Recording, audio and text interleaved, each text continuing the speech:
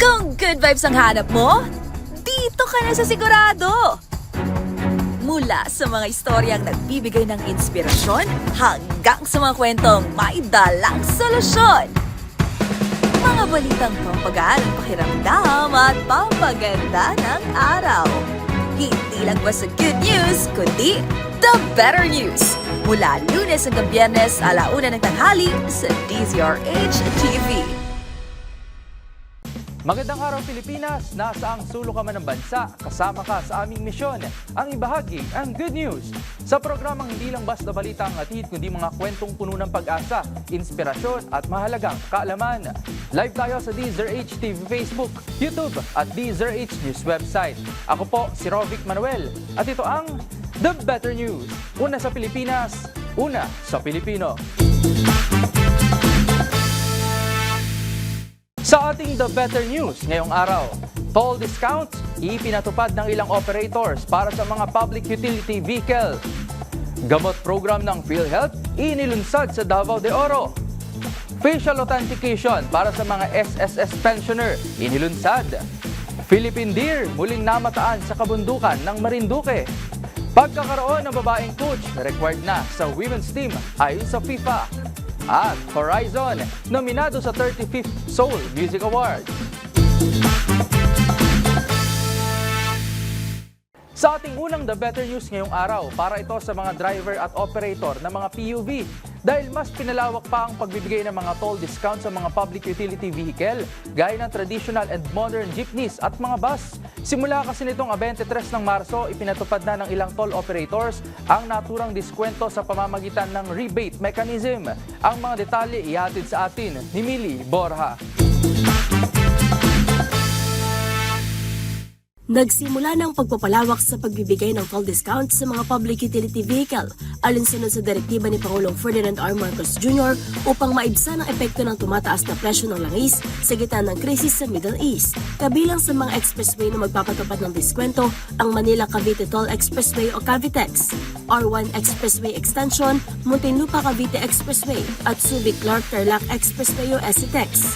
Ayon sa Department of Transportation, maaaring makatipid ang mga kwalipikadong PUV ng hanggang 66 pesos para sa Class 1 vehicles, 131 pesos naman para sa Class 2 at 197 pesos para sa Class 3. Ipatutupad ang diskwento sa pamamagitan ng rebate mechanism kung saan lingguhang makikredit ang benepisyo sa mga kwalipikadong sasakyan.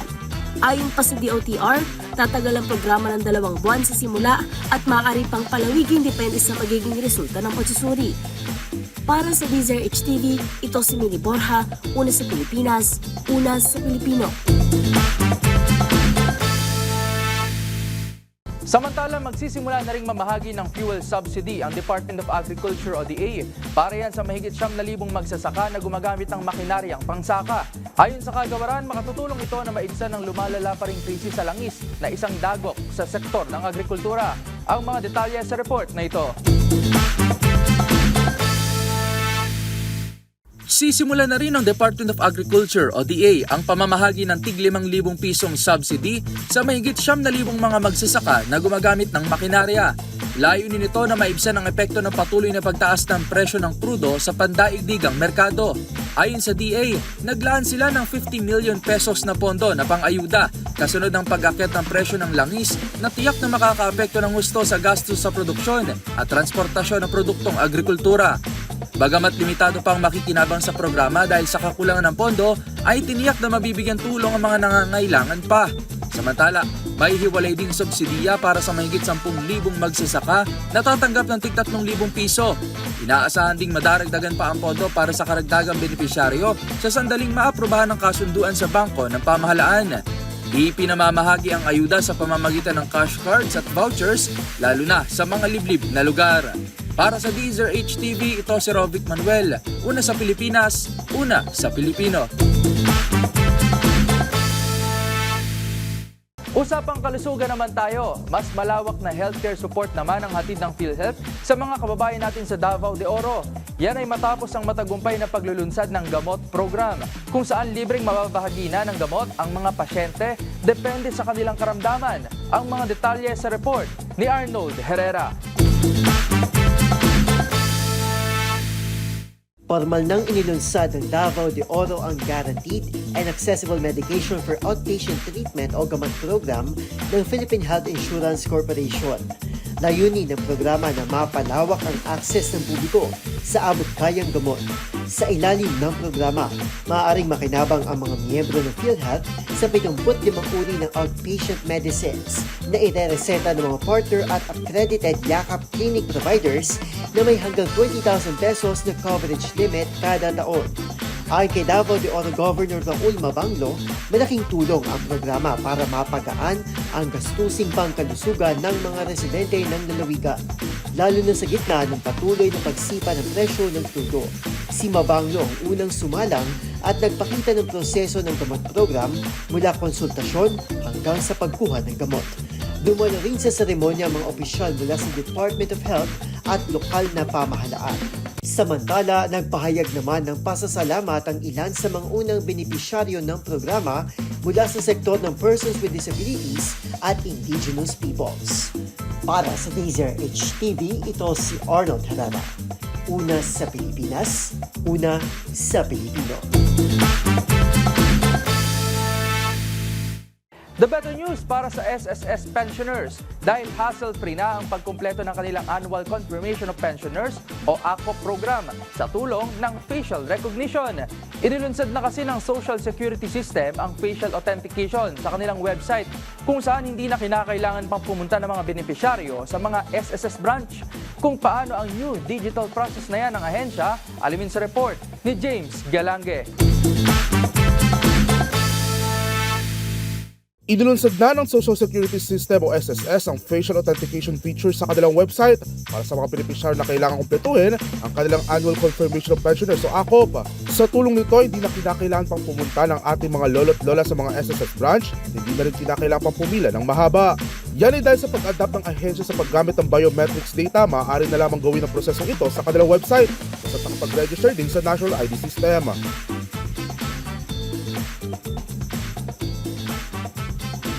Ayon kay SSS President at CEO Robert Joseph Declaro, wala pang isang minuto ay maaaring tapos na kaagad ang pagproseso ng kanilang data. Mas hassle-free kaysa sa nakasanayang pagpila sa mga branch. Habang para naman sa mga pensioner na walang gadget o device, ay maaari namang humingi ng tulong sa mga opisina ng ahensya gamit ang mga e-center. Ang naturang inisyatiba ay alunsod sa direktiba ni Pangulong Bongbong Marcos na i-digitize sa mga tanggapan ng gobyerno para sa mas mabilis na pagproseso ng mga dokumento. Para sa Deezer TV, ito si James Galange, una sa Pilipinas, una sa Pilipino.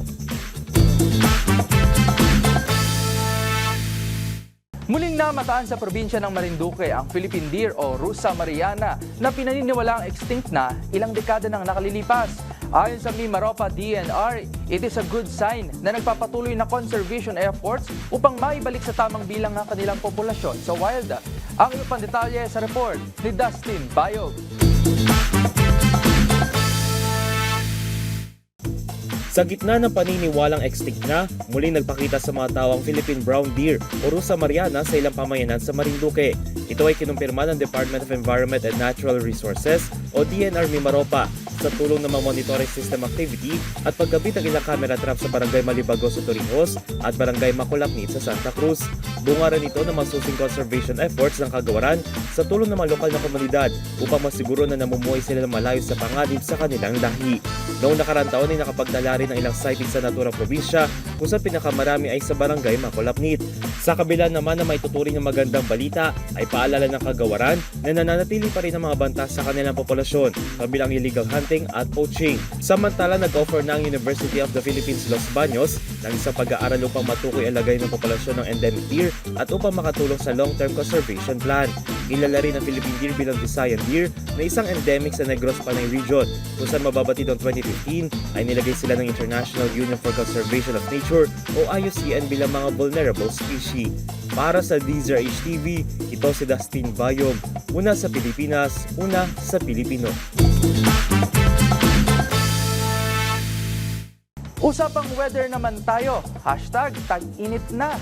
Ito ay matapos i-anunsyo ng Pag-asa ang pag-uumpisa ng warm at dry season sa Pilipinas nitong Lunes. Kasabay nito ang pagtatapos ng amihan o northeast monsoon. Gayunpaman ang ilang bahagi ng Hilagang Luzon ay makararanas pa rin ng paminsan-minsang malamig na ihip ng hangin na kuminsan ay may bahagyang pag-ulan. Dahil sa pagpasok ng dry season, inaasahang ang pagtaas ng heat index hanggang sa buwan ng Mayo.